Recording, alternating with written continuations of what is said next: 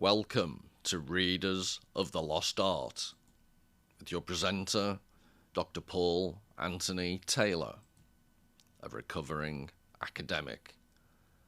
And the title of today's talk is OCD in Literature, Kafka and Infinite Jest. From the Burrow to Anhedonia. What are you building? I want to dig a subterranean passage. Some progress must be made. My station up there is much too high. We are digging the pit of Babel. Franz Kafka, The Pit of Babel. What looks like the cage's exit is actually the bars of the cage. David Foster Wallace, Infinite Jest. Well, hi everybody. And this, as you can see, is the cornerstone of the talk. And I did put it in the background information in the posting section of the channel. So I know for a fact some people have already managed to read it. So good students that you are. For those that haven't, I hope that this talk will convince you it's worth reading. It's just over approximately 30 pages. And I've linked it because I wanted to do something on Kafka. And I think the Burrow's undervalued and not as popular or as famous as the Metamorphoses, which I'm soon be doing a video on too. And I thought it would be quite a nice way to slowly dip the toe, so to speak, into Kafka's work, or to fall down the rabbit hole or the burrow. And it's just so deeply symbolic. And within those approximately 30 pages, I've twinned this, because as I was doing the research, it struck me that there are links that I don't think have been made, or often made at least, with David Foster Wallace's very famous, quite trendy book at the time from 1996, Infinite Jest, which I'll talk about in a second. But in chronological time, they're only about 70 years apart, roughly, when the drafts were actually finished. The Burrow wasn't published until after Kafka had already died. And I think Foster Wallace's Infinite Jest, there was a draft version available in 1993. So you're talking, approximately almost exactly 70 years difference in chronological time between the two writers and their work. But in terms of how drastically the world had changed, it's quite shocking. But despite that, I think there are links to be made between the two works, specifically about mental health issues around obsessive compulsive disorder, and then anhedonia, which is a form of losing interest in life, a form of melancholy, where you just, nothing stimulates you anymore, which is a major theme of David Foster Wallace's work. But both obsessive compulsive disorder, I think it's interesting to let's have a look at, in literature, how those mental conditions can be described in, I think personally, ways that are much more realistic and informative and fleshed out compared to the DSM-5, for example, the American Statistical Manual for Mental Health Issues, where it's just cold descriptions of what OCD might consist of, what the symptoms might be. But I think literary artists like Kafka and Foster Wallace have this amazing ability to describe these mental states in a much fuller way than any scientist or psychologist or psychiatrist, psychoanalyst, and on and on and on could hope to. So one thing I'd like to emphasize is in just the around about 30 pages, Kafka manages to pack so much symbolism in. And so I'm going to introduce the essay, give some quotes, but not go into too much depth, and hopefully return to it in the near future and see what you make of my interpretation compared to your own reading. But I don't actually want to lead you too much into what you should think. Obviously, make your own minds up. But what I want to do is provide you with some background information that might add some further useful context. So things like the fact he was dying of tuberculosis when he finished. This is what the last, if one of, or if not the last thing he ever wrote. And the whistling that occurs in the burrow, this weird creature that lives there, he hears this whistling all the time. And that could be interpreted as Kafka's symbolism about the state of his own lungs as he degenerated shortly before death. So we've started off on a cheery note straight away. And then compared to the Kafka, well, the notion of the symbolism, I love this image. It was from a public reading they did. And it's got wonderful connotations of the eye, the iris, and also it looks like the entrance, the tree roots. So I think it's a brilliant image. But one obvious reading of the Burrow is it's all about the id, the Freudian, the deep instinctual nature of our psyche, the burrowing into what it is to be a self. And there are so many more layers, and the one I'm going to pursue that might be slightly counterintuitive because it might strike a lot of people as not the most obvious theme, but is the one of bureaucracy, which I'll link to David Foster Wallace, and this idea that bureaucracy and process, which gets taken up in Kafka's later work, The Trial, because der Prozess is the German word for trial. In German, it means process and trial. It has both meanings. So bureaucracy and how this seemingly weird story about a strange badger-like animal living underground, building this huge, big labyrinthine burrow, actually has links to bureaucracy, eventually the German concentration camps that came not that long after Kafka's sad death. So I'm comparing it to David Foster Wallace's book, and I won't try and give a description of what Infinite Jest involves. Please, if you're interested, check it out on Wikipedia, and you'll get a sense of why I'm chickening out of trying to explain what it's all about, because it's so... There's three main plot lines, for example. It's is it 1,076 pages, I think. It's a read. There's about 100 pages of endnotes. It's a big book to tackle, but the similarities with the Kafka are there's a explicit theme about addiction, about compulsive activity. The addiction refers to drugs. There's a tennis academy where people compulsively play tennis all the time. But there's also this thing, the Infinite Jest, the actual title comes from this semi-mythical videotape they believe exists, where people, once they watch it, go into some weird catatonic state where they can't pay attention to anything else in life, and eventually they wither away. And that strikes me when he was writing. So when this was published in 96, if you think the World Wide Web started taking off 2003-ish, I remember websites arising all over the place. So he was writing just on the crest of the huge explosion in communications and image-based communications as well. So I find it's prescient in its own way, like the Kafka short story is. So let's get into it, and we'll see how... Oh, before we forget, this was the female star of the film, this mythical film, Infinite Jest, that put people into a catatonic state. She described it as too much fun. Oh, she's doing cocaine, and she describes it as too much fun for anyone mortal to hope to endure, which I was thinking of adopting as the logo or the theme for the channel. I might start reading it at the beginning of each episode. But this struck me as relevant to both Kafka and David Foster Wallace, who both had very troubled lives. What is a poet? An unhappy man who conceals profound anguish in his heart, but whose lips are so fashioned that when sighs and groans pass over them, they sound like beautiful music. His fate resembles that of the unhappy men who are slowly roasted to death by a gentle fire in the tyrant Phalaris's bull.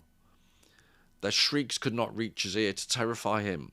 To him they sounded like sweet music. And people flock about the poet and say to him, "Do sing again," which means, "Would that new sufferings tormented your soul, and would that your lips stayed fashioned as before, for your cries would only terrify us, but your music is delightful." So this idea of Phalaris's bull, I think it was 560 BC or thereabouts. There was this tyrant in Sicily, and he had a bronze bull. I think it's also referred to as the brazen bull, where he had bellows designed, and the nostrils were designed also to move in a certain way. And when someone was put in, a prisoner or someone he wanted to execute was put inside the bull, and he'd be burnt alive from underneath. There was a big fire, and the cries of the victim would, the way the bronze bull was constructed, would get turned into beautiful music, melodies, because of the bellows near the mouth, and apparently the nostrils moved, so it looked suddenly realistic. So, again, a dark note, but this is interesting because Kierkegaard is describing the fate of great artists. They are able to describe the OCD, the compulsive neurotic behavior, because they also suffer from it in lots of ways, so that we can enjoy their output through which they also suffer. So I just thought this was a great description, because Kafka had a very tragic life. He died when he was 40, was constantly published relatively little in his own lifetime, so he wasn't recognised as the genius he proved to be. Only a select few friends, and he got some recognition, but like I say, nowhere near the recognition he should have. And a good half of his output was never published in his own lifetime.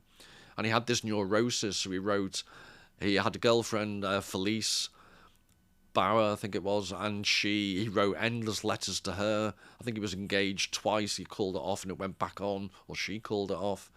There was a Milena, and because in those times they wrote so much, and he wrote obsessively, his diaries are huge big tomes, so there's lots of information there about his own mental state, which wasn't often particularly stable.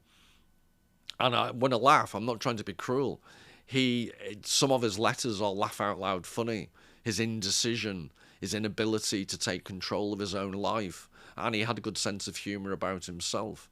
And interestingly, a lot of his work appears very, very dark and miserable, but in his own diaries he describes how he'd read out to his friends, he'd do readings, and he'd struggle to get through because he'd be laughing too much. So he saw the funny side, which is interesting because it's seldom that many people associate Kafka with humour. But then also David Foster Wallace, I think this Kierkegaard quotation describes his sad life. He suffered from mental illness and eventually passed away because of it. He took his own life. And again, because he'd had this mental illness, he was able to describe, I think, in such a brilliant way, in Infinite Jest, the nature of compulsive behaviour. But just to continue, this is a Russian writer, Viktor Shklovsky, but the Anhedonia, I am not a Russian scholar, as you can tell, I think it's the Russian way of describing estrangement or making things seem odd. And unheimlich is a German word for uncanny. The English word would be uncanny, but in German it literally means unhomely. So the idea in both of these notions is what great artists do is take something that's homely or familiar and they estrange it. In Shklovsky's use of Ostrania, I keep trying to say it, but I'm sure there'll be Russian people howling.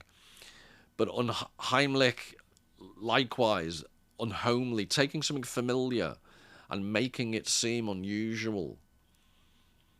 And that is what great artists do. And I'd suggest Foster Wallace and Kafka are trying to show us what we take for granted and exaggerate it to show its inner essence. But just to show you this full quote, art exists that one may recover the sensation of life. It exists to make one feel things, to make the stone stony, which I think is a beautiful phrase. The purpose of art is to impart the sensation of things as they are perceived and not as they are known. The technique of art is to make objects unfamiliar, to make forms difficult, to increase the difficulty and length of perception, because the process of perception is an aesthetic end in itself and must be prolonged.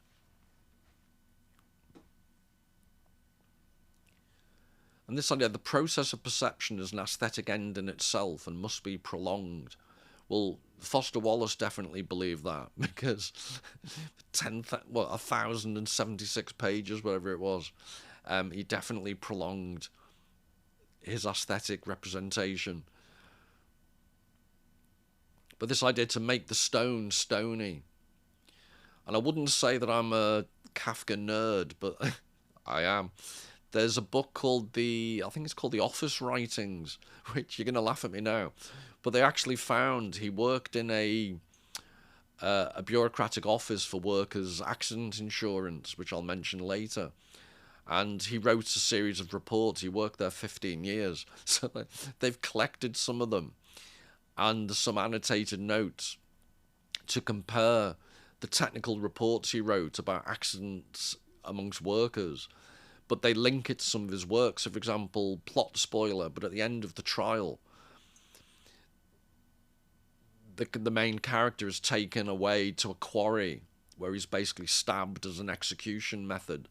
And they mention just part of as he enters the quarry, there's a single cubic meter of stone that's just mentioned to give some context to the quarry. And that's actually, that stone is mentioned in one of his technical reports on safety for quarry workers, which you might think is pretty excessive to be reading that type of stuff about Kafka. But I'll be talking about the role of bureaucracy, which I think is linked to all this as we go along. But B, it does add, it's just fascinating to, when you read Kafka then, to get a sense of where some of his ideas came from, because they are very unfamiliar. He has an atmosphere in his work that I don't think is off-putting. I'm absolutely fascinated by the way in which, with an economy of words, with so few words, so for the Burrow's 30-odd pages, there or thereabouts, whereas David Foster Wallace's book is over 1,000 pages. And yet, I'd argue, Kafka, in those 30 pages, manages to convey so much. And it's not a criticism of Foster Wallace, because it's deliberate, this prolonging of the aesthetic end in itself. I think Shklovsky would approve of Foster Wallace's approach.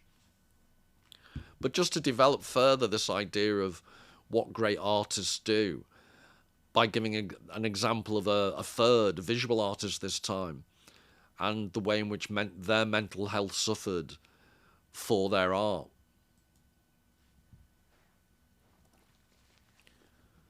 So this is, as you can see, Auvers-sur-Oise in France. And I've used this in my short video right at the beginning of the channel's life. I did a short video on Van Gogh's work. So this is an actual, as you can see, lane in a village. And then you can see, and again, we're talking about the last work that Kafka wrote. This was the last painting that Van Gogh put to canvas before he succumbed to his own mental illness.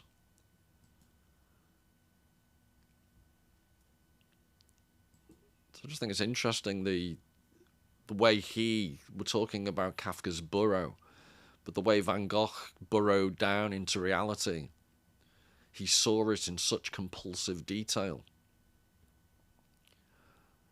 that he was able to produce a masterpiece like that.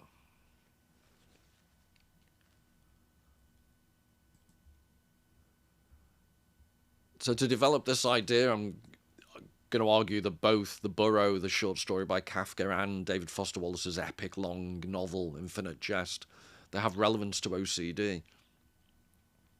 So obsessive compulsive disorder, OCD, it is a disorder in which people have obsessions which are recurring, unwanted, and unpleasant thoughts, ideas, urges, or images. To get rid of the thoughts, people with OCD feel driven to do something repetitively, i.e. perform a compulsion, also called a ritual. And what's interesting there is the ritual aspect. So I'm sure I've mentioned it in a previous video, and I keep threatening, but I am going to do it. I'm going to punish you with a video on, there's a classical scholar, Richard Seaford, who has done a study, a brilliant study, of the role, it's called Ritual and Reciprocity in Ancient Greece. But the way in which he really conveys the sense in which in ancient times there was a ritual for absolutely everything. And one of the things that you see in the Burrow and Infinite Jest is a mind that has these obsessive compulsive symptoms and a need to create rituals of their own, repetitive behavior. But it strikes me that in ancient times, when ritual was everywhere, it was a form of social binding. You're much less likely to have OCD symptoms because those type of psychic anxieties are already externalized into quite helpful rituals. And we'll see as we go along, but one of my key arguments is that we lack, because of the death of religion, the death of God, as Nietzsche would put it, in modern times, non-religious people, there's a lack of a higher authority. So it's interesting in AA, Alcoholics Anonymous, they have this reference constantly to a higher power. So you could almost interpret Alcoholics Anonymous as a secular form of religion.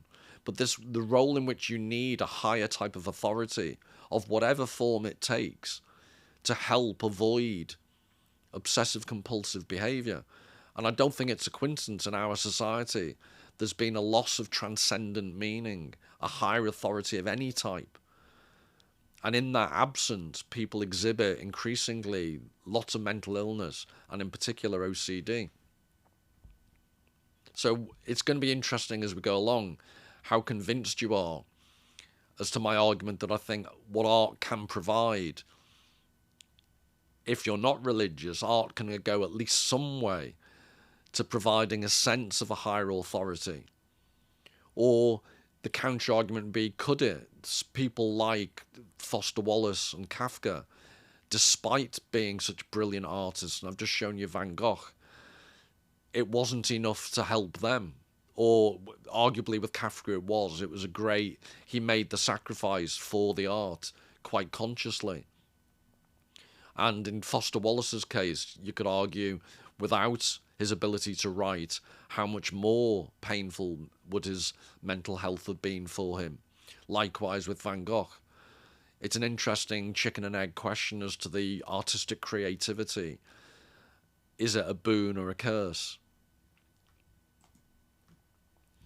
But anhedonia here is broadly defined as a symptom in which an individual perceives a lack of interest or pleasure in activities and experiences that were once pleasurable to them. And that's, both of those are the American Psychiatric Association definitions. And I'd suggest OCD is quite a major, he doesn't call it by those terms, but in the Burrow, Kafka is alluding or is describing OCD tendency with this weird animal, the badger-like animal. Whereas in Infinite Jest, the anhedonia is much more about the lack of the ennui, there are all these weird terms to describe what's difficult to describe. This boredom, this existential boredom, where nothing seems to matter, there seems to be little reason, and people are doing drugs or after this infinite jest video, because that's all that seems to give them meaning. And there are just obvious parallels to be made with the modern day and people's compulsive need to check their phone, their compulsive need to be on social media. And yet, the corollary also is unprecedented levels of mental health problems, unprecedented levels of loss of meaning in people's lives, lack of satisfaction, unhappiness, and yet people still go on back on social media, never stop checking their phones, and on it goes. So to bring this into the infinite jest, before I do a more detailed discussion of the Burrow. So in infinite jest, the characters all seem to yearn for this hideous interior self, incontinent of sentiment and need, that pules and writhes just under the hip, empty mask, Anhedonia. Anhedonia is a particularly debilitating form of melancholy that he describes as a condition born from seeing full and fleshy concepts like happiness and love as stripped to their skeletons and reduced to abstract ideas. The terms have, as it were, denotation but not connotation. So denotation is the literal meaning of things. Connotation is the associations you make, or the resonances that terms and words have. The anhedonic can still speak about happiness and meaning, et al., Wallace explains, but she has become incapable of feeling anything in them, of understanding anything about them, of hoping anything about them, or of believing them to exist as anything more than concepts. Everything becomes an outline of the thing. Objects become schemata. The world becomes a map of the world. An anhedonic can navigate but has no location. The anhedonic becomes, in the lingo of Boston Alcoholics Anonymous, unable to identify. So this is all from Boswell in an article, but the in inverted commas bits are all from direct quotes from Infinite Jest. And that last bit, an anhedonic can navigate but has no location, and the world becomes a map of the world. I'd suggest that's very close to the language used by Ian McGilchrist, as I've described in previous videos. The concept of left hemisphere versus right hemisphere, the emphasis we place, there's too much on the right hemisphere, which deals with maps of the world. And the left-hand side of the brain is what devotes itself to finding patterns and meaning. And we live in a world where the map, in Baudrillard's terms, precedes the territory now. We're living in the map, not the actual territory. And I'm just suggesting that this is a key theme of Infinite Jest. And again, I'm shortly going to go on to the Burrow, but I just wanted to show you the links, I think, how prescient Kafka's Burrow was. So in this notion of hyper-reflexivity and Infinite Jest, because a huge element of Infinite Jest is the notion of addiction. Most substance addicted are also addicted to thinking, meaning that they have a compulsive and unhealthy relationship with their own thinking. That the cute Boston AA term for addictive thinking is analysis paralysis. That 99% of compulsive thinkers' thinking is about themselves. That 99% of this self-directed thinking consists of imagining things that are going to happen to them. And then, weirdly, that if they stop to think about it, that 100% of the things they spend 99% of their time and energy imagining and trying to prepare for all the contingencies and consequences are never good. Then this connects interestingly with the early sobriety urge to pray for the literal loss of one's mind. In short, that 99% of the head's thinking activity consists of trying to scare the everlasting shit out of itself. So I think it's a brilliant depiction. This is a direct quote, as you can see, page 203 to 4 on Infinite Jest. I've used this image in previous videos as well, the Ouroboros, the snake eating its own tail. The circularity as you can see in the thumbnail, the circular notion of OCD, the way it's portrayed visually.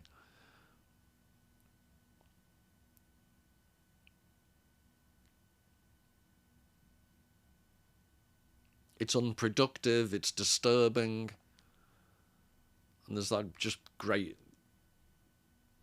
reductive phrase, analysis paralysis.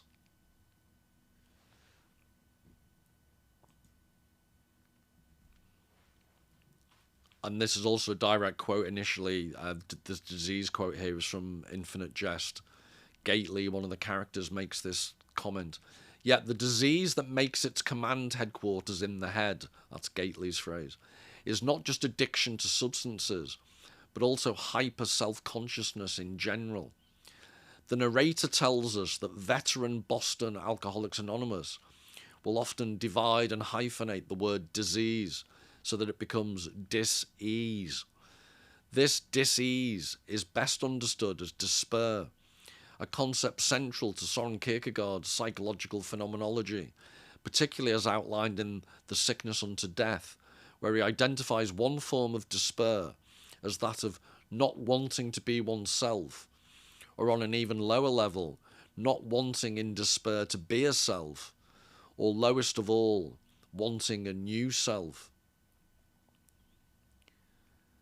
And I've threatened also to do more on Kierkegaard, which you'll be glad to know I am going to do. But this, I think it's in The Sickness Unto Death. It is brilliantly, he writes in quite a difficult way, Kierkegaard. So I think he died in 1855. I always find it, I'm not being morbid, but if you name when someone died, you then get a sense of where their career was mostly bunched towards. So he's writing in the first half of the 1800s, right towards the middle.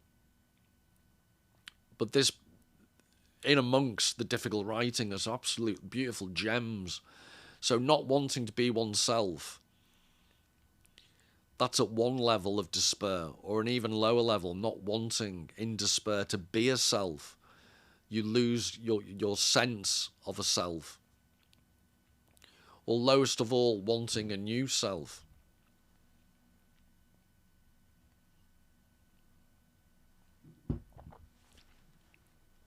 And that strikes me as very relevant to, if you think of the role of influencers, this idea that other people are telling you how to be your own self. So, at least according to Kierkegaard, that's the lowest form of despair you can be in. And arguably, that's the most prominent form that's being advocated around social media. So this has all been by way of introduction. If, like I say in the comments, if you're interested in more on Infinite Jest, I'll happily do more. But it is a commitment, over 1,000 pages. Not that you have to read it, but one of the reasons I've been slightly late with this new video was rereading the massive tome that it is. But I think what you've just read describing Infinite Jest also makes this link to the Burrow. And I think this is a beautiful illustration with accompanying text from the Burrow. And I hope you can obviously see the links with the previous quote about the hyper-reflexivity that you get in Infinite Jest.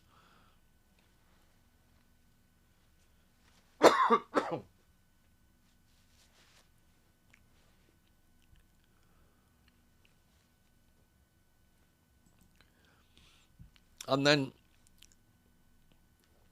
myself included, because I have next to no knowledge of the German language, I think we do miss quite a bit.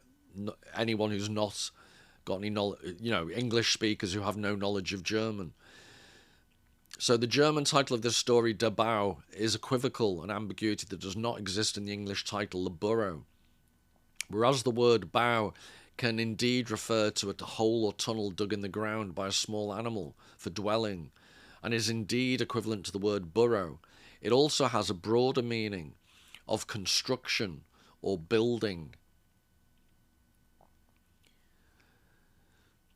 So it is, I think, if you read the story as a German, what I think Harold here is saying is you get this immediate contradiction where everything that's being described about the Burrow also has the connotations of a big above ground constructed building.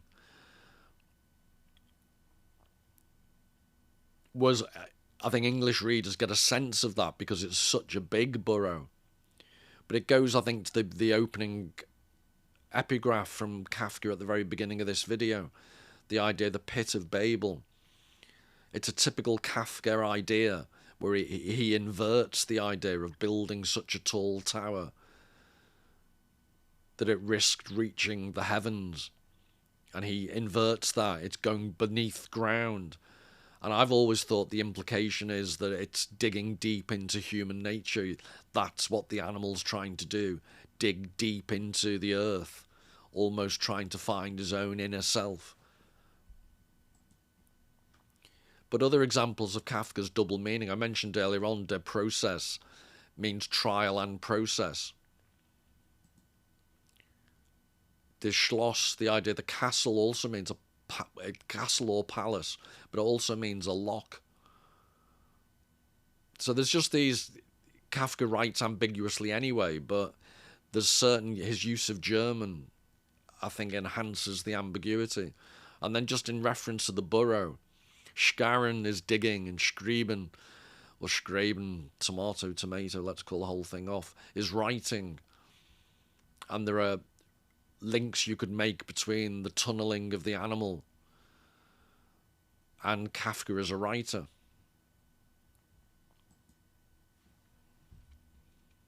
Then there's some interesting quotations get to develop this idea of writing. A prisoner of his own imagination, this animal is equally the prisoner of his own construction.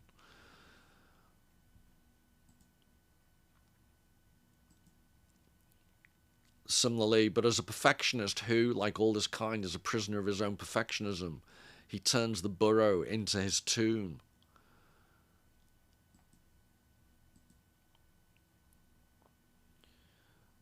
And then this is slightly unusual. If you try to change it, you will ruin it. If you try to hold it, you will lose it.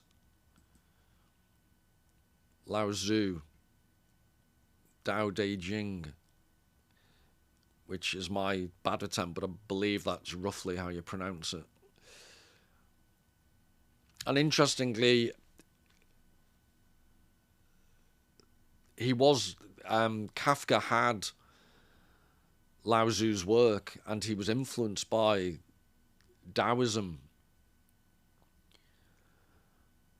And in the story of the Burrow, this animal that's created, this badger-like animal has created this huge big burrow.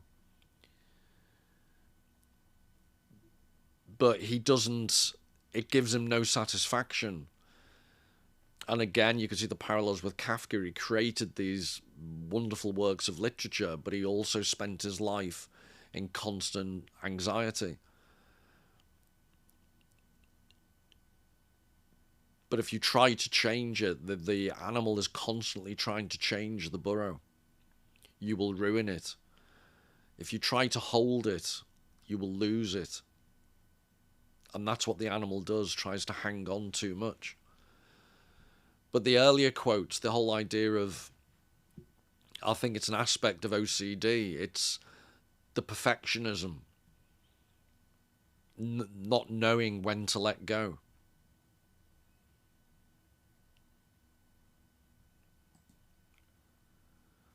And then Kafka has this odd notion of paradise.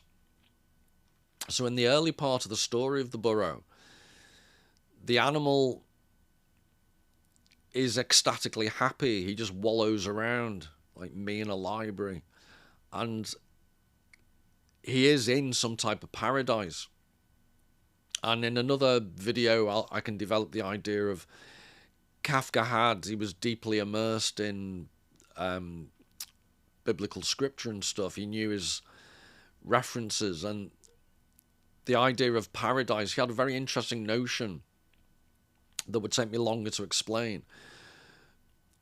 But the idea that we were kicked out of, from the book of Genesis, you don't have to be a believer, but the idea, the story of the the Garden of Eden in the book of Genesis, we were kicked out. But I think Kafka's interpretation is, but that doesn't mean the Garden of Eden no longer exists, and we can have a hint of it from time to time if we stop this excessive searching.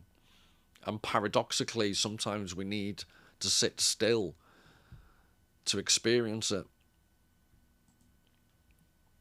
There is no need for you to leave the house. Stay at your table and listen.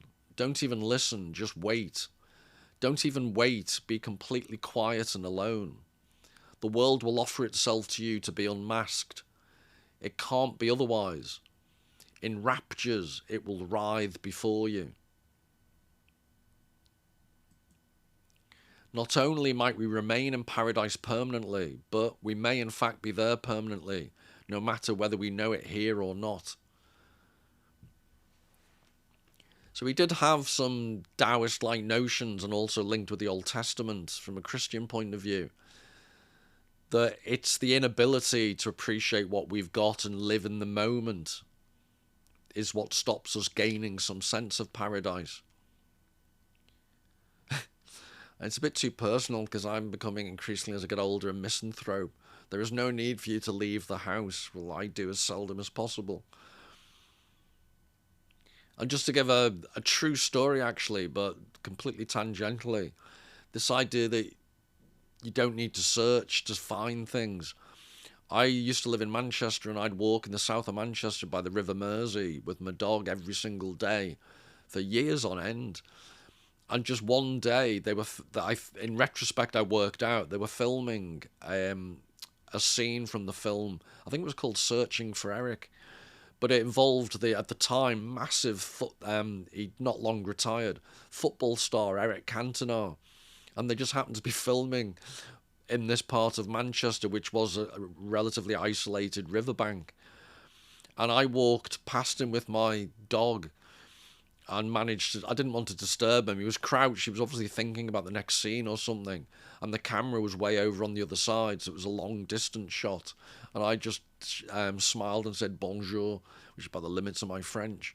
But it just struck me, if I'd have deliberately set out to meet Eric Cantona, and I could have stopped and had a quick, I'm sure he wouldn't have wanted me to, but I could have had a chat with him. But I thought discretion was the better part of valor, leave the poor man alone.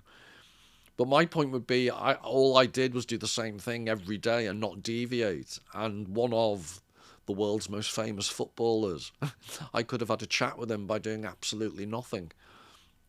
But anyway, I digress. But this idea of paradise again. The opening line of the story, I'm trying to remember. I think it's something along the lines of, I have completed the construction of my burrow, and it seems to be successful. So Harrell here is saying, this opening sentence actually evokes the biblical story of the creation of the world. It contains two parts. The first referring to the completion of the structure, and the second expressing the satisfaction the builder feels at the completed work. A similar structure is repeated 7 times in Genesis 1, after completing different components of the world, and concluded at the end of the 6th day. And God saw everything that he had made, and behold, it was very good. Yet unlike God, who after completing the creation of the world, rested on the 7th day from all his work which he had done, the completion of the burrow does not offer its creator any peace of mind. On the contrary, it is an additional source of disquiet, since having to guard the burrow generates constant apprehension.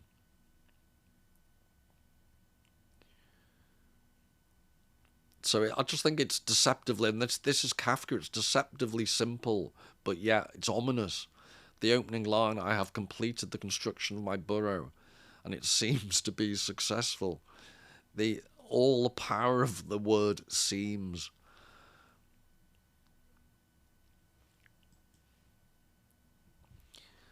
And then plot spoiler, the very end of the burrow, the short story, the animal has got more and more paranoid and more compulsively searching for a whistling sound. And it's not, with most of Kafka's work, it's not actually technically a finished work, because the very final sentence, it's an unfinished sentence. It's the words, "but everything remained unchanged." And that relates to Kafka's quite a complex notion of the circularity of time, which at a future date I could develop with relation to Nietzsche's notion of eternal return or eternal recurrence, which is cyclical time. It's the opposite of modern scientific time flying like an arrow. But it's just interesting that the phrase "but everything remained unchanged" has really interesting connotations with Ecclesiastes from the Old Testament. So this is "vanity of vanities," says the preacher. "Vanity of vanities, all is vanity. What profit has a man from it all his labour in which he toils under the sun? One generation passes away and another generation comes, but the earth abides forever. The sun also rises and the sun goes down and hastens to the place where it arose. The wind goes toward the south and turns around to the north. The wind whirls about continually and comes again on its circuit.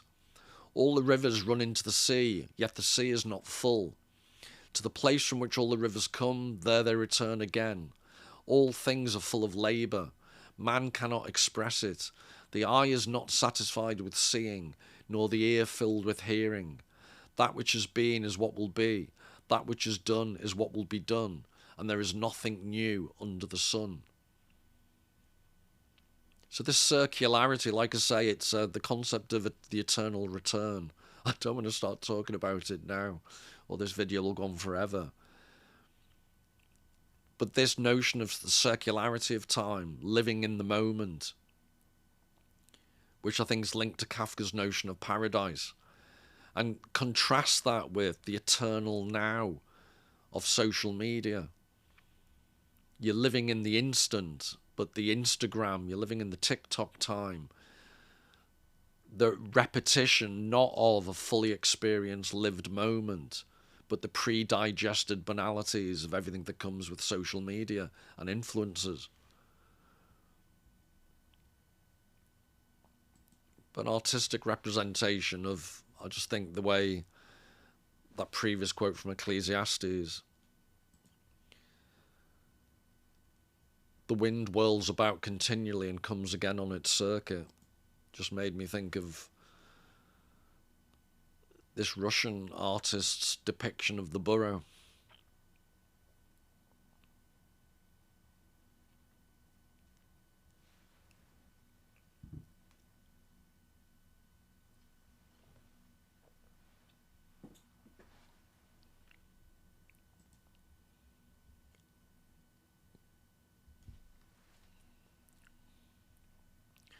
Now, it might have struck you as odd if you've already read the story of the Burrow. What's it got to do with bureaucracy? That's a bit of a reach. But actually, this is Max Weber's a famous early sociologist. And in this essay, Science as Profession, he makes the statement, "Today the routines of everyday life challenge religion. Many old gods ascend from their graves. They are disenchanted and hence take the form of impersonal forces. They strive to gain power over our lives, and again they resume their eternal struggle with one another." Now, in the story, the animal would have been safe in its paradise-like den and burrow. But it's got this constant fear of what's outside, what's above it, which you could see as symbolic of the notion of an outside higher authority. The animal, it isn't socialized. Again, a bit close to home here. But it's too hyper. If it could have been happy in its own burrow, fair dues. But the problem is it can't be. And it has this anxiety induced from what it fears is coming from beyond. And the key thing here is the way Weber identifies that the old gods, the old religions at least gave a form to, a way of processing this fear of what's on the outside or what's above us. And I think the genius of Weber is he talks about the world's become disenchanted. So the enchantment of fairy tales, the enchantment of religion, the enchantment of the Greek mythological gods, this has all been taken away. But it's a mistake to think it's been replaced purely by science, and that replacement is adequate. Because what he's suggesting is they take the form of impersonal forces. So they strive to gain power over our lives, and again they resume their eternal struggle with one another. So Weber's, again counterintuitively suggesting that the gods have just reappeared in new forms, in the form, in some senses, of bureaucracy. So to develop that idea. So Alfred Weber was Max Weber's brother, and he wrote this essay, The Bureaucrat. And he excoriates the so-called Verwandlung, which interestingly is metamorphosis, the word, of the upper classes into bureaucrats. And again, you might think, well, why is this so important? What have bureaucrats ever done to me? Well, you've obviously had different life experiences to me. But remember the time, to keep this in terms of Kafka. Kafka's writing in 1924. And when you read his diaries or his biography, various biographies, I was reading a biography the other day, and there's photographs. He had, I think it was 3 sisters. He had 2 young brothers who died in infancy, as was common at the time. So he was the only boy. And I'm pretty sure he had 3 sisters. And there's pictures of them, black and white photos. And not long after, he died in 24, so it was only a decade or so later, German fascism began to rise, and all 3 sisters, you can see the photographs of, it's really poignant. You know, not long after he died, they all ended up dead in the concentration camps. So one thing I'm trying to argue is Kafka was incredibly prescient. He's got this sense of what's coming, even though he never explicitly wrote about politics. It's all the zeitgeist, it's the spirit of the time that he's conveying. And as you'll see, even in a story about this weird badger-like creature living in a burrow, actually this theme of bureaucracy is alluded to, and is much more profound and important than you might think at a first reading. So one aspect of the animal's behaviour is linked with OCD is this a neurotic obsession with order, but that also is an underpinning of the bureaucratic mindset. So this is Weber directly from the essay The Bureaucrat. One seeks with every possible means to bind the bureaucrats to their positions and to the apparatus that they are incorporated into it. One offers them security and a comfortable existence instead of the restlessly uncertain struggle in the stream of life. In return, one demands a lifelong attachment to the apparatus, demands obedience. One offers them the possibility of advancing from position to position within the apparatus, the prospects of a career and of future power.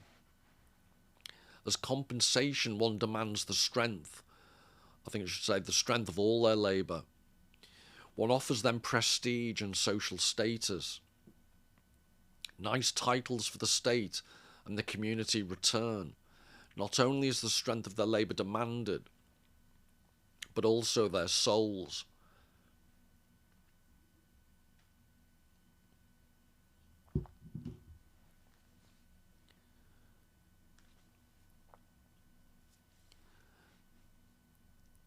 And it, again, so Alfred Weber's the brother of Max Weber. Max Weber was writing about disenchantment and the replacement in society of new gods. And it might seem quite excessive, this idea, not only is the strength of the labour demanded, but also their souls. But it's a fascinating insight into any large bureaucratic organisation does demand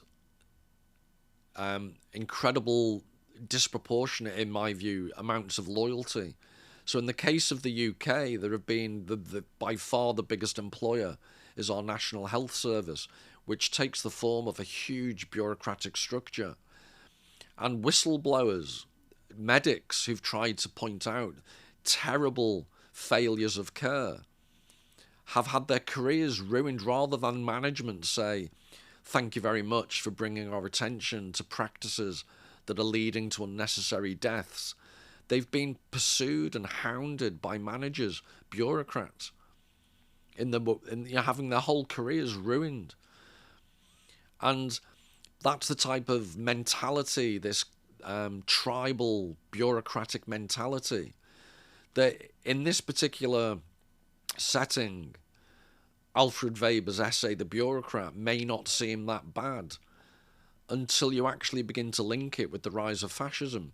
And I know the word fascist gets so overused, but I'm actually talking about the factually correct use of the word with reference to Germany in the 1930s.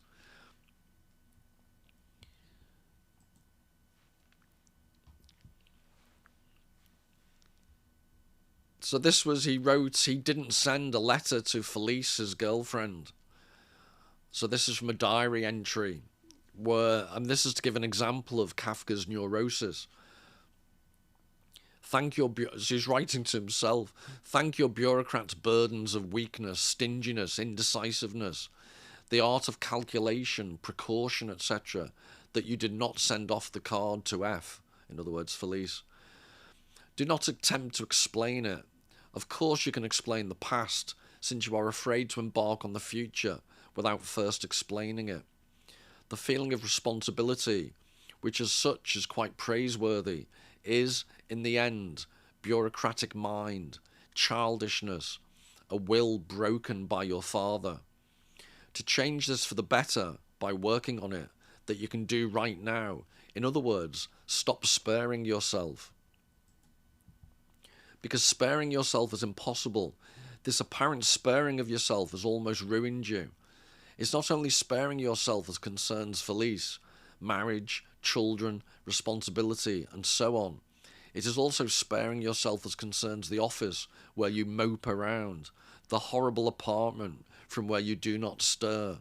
Everything. So stop all that. One cannot spare oneself. Calculate in advance. Improve yourself. Escape this bureaucrat's nature. Start looking at who you are instead of calculating who you should become. So what I'm trying to do here is link it back to Alfred Weber's comments upon bureaucracy. Kafka worked in a bureaucracy when he wasn't writing. And he had these neuroses in his personal life. And he's saying here, he's calling himself out to say, stop thinking like a bureaucrat. Stop trying to calculate absolutely everything. And that's what the animal in the burrow does. He's trying to calculate obsessively the exits and how he's going to make himself secure. And he can't, from an initial enjoyment of the burrow, it descends into this hyper-reflexive worrying and angst all the time.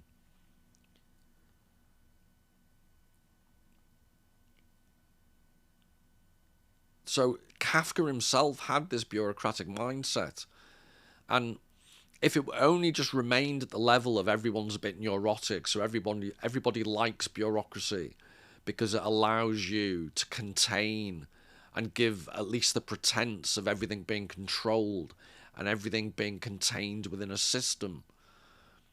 That's what bureaucracy does. And to link it back to the previous quote from Weber, the idea that the old gods reappear. In the absence of religion, in the absence of high art, people want certainty, people want security. So they work under the misapprehension that bureaucratic structures can provide this higher authority that they used to have through more traditional notions like religion or mythology. So bureaucracy is not just this relatively minor aspect of our working lives. It's actually indicative of something much more disturbing, actually, as we'll see in a second.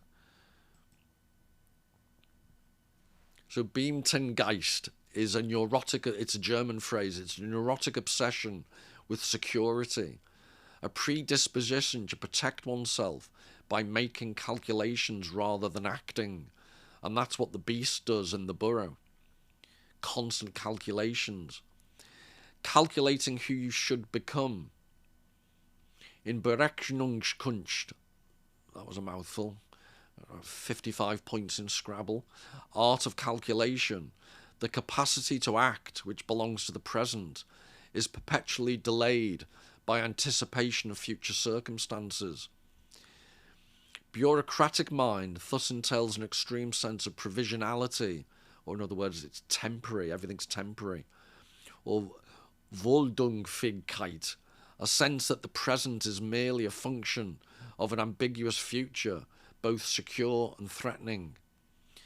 Yet the notion that the future can be controlled through the art of calculation is misguided, for there are always more dangers to circumvent. So this pretty much perfectly describes the mentality of the beast in the Burrow.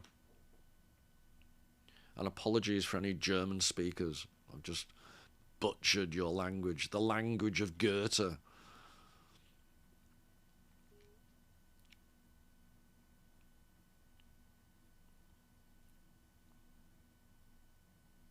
So a Beamtengeist is a neurotic obsession with security, a predisposition to protect oneself by making calculations rather than acting. And that was evident in the previous diary entry from Kafka. And I do encourage you, there's a series, now I think of it, there's letters to Felice, letters to Milena, who's another girlfriend, and parts of them are laugh out loud funny. I remember one of them, he's supposed to go and meet, I think it might be Felice or Milena, I can't remember. He's supposed to go and meet them at a train station in a nearby town or a hotel, and he has to get the train. And because those days you could send letters the same day. So he keeps sending letters, and they keep having these transfer of letters discussing whether he's coming or not. And by the time he finally summons up the courage to go, he has to immediately come back. There isn't time to meet her because he's faffed around so much. So Kafka really had a compulsive disorder in lots of ways, a neurosis.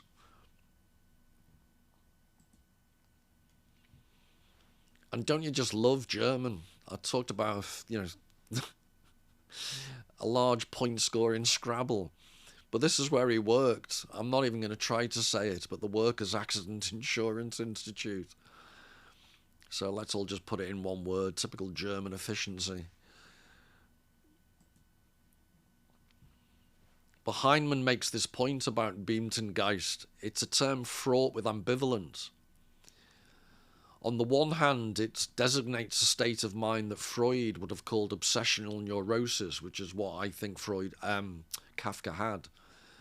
An anxiety-driven compulsion for order and security marked by chronic indecisiveness. On the other, it signifies acceptance of an obligation to higher authority. So what this means is, when you're in a society or when you're personally faced with these obsessive compulsive tendencies, a bureaucracy offers this notion of higher authority. You can give your loyalty to the system, and that will take care of your worries.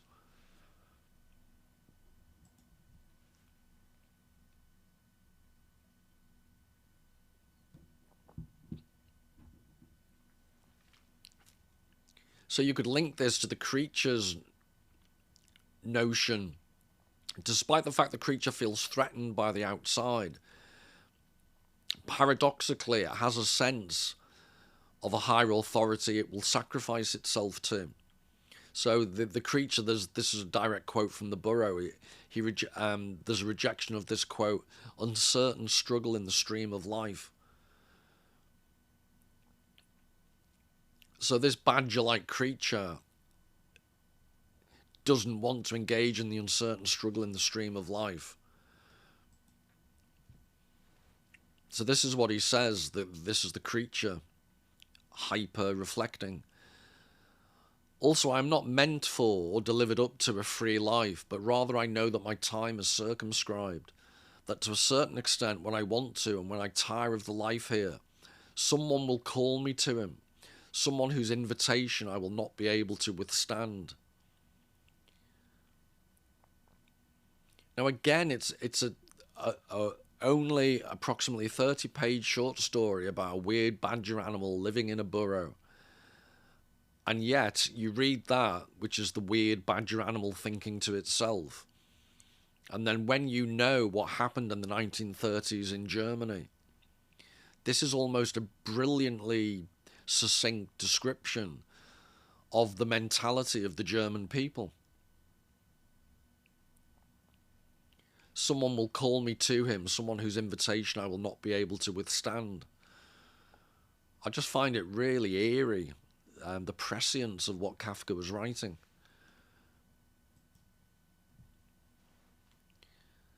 So again, this is directly from the Burrow. When I stand in the castle keep, surrounded by my piled up stores, surveying the 10 passages that begin there, each one raised or sunken in accordance with the general plan, then I know precisely that here is my castle, which I have wrested from the recalcitrant soil through biting and scratching, pounding and hammering, my castle, which can never belong to anyone else, and which is so essentially mine that I can at the last instant calmly accept in it even the deadly blow from my enemy, for my blood will sink here into my own soil and not be lost. And again, the German fascist notion of blood and soil.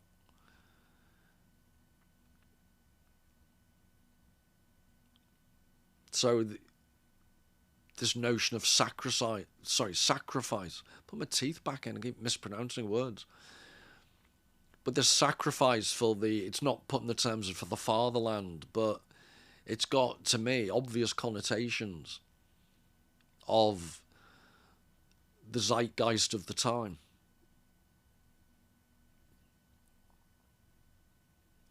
So remember, Kafka's living in Prague, so it's part of the Austro-Hungarian Empire. But he'd experienced and was, witnessed the rise of what was happening at that time, the rise of anti-Semitism. So I'm not claiming he's predicted absolutely. What I'm saying is artists have this weird ability to allude to what's to come.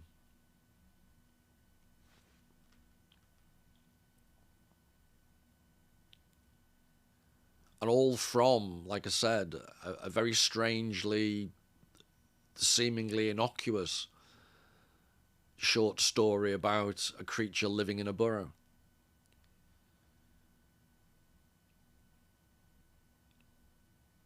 But I hope that's provided a basic introduction, and the links I've made with Infinite Jest.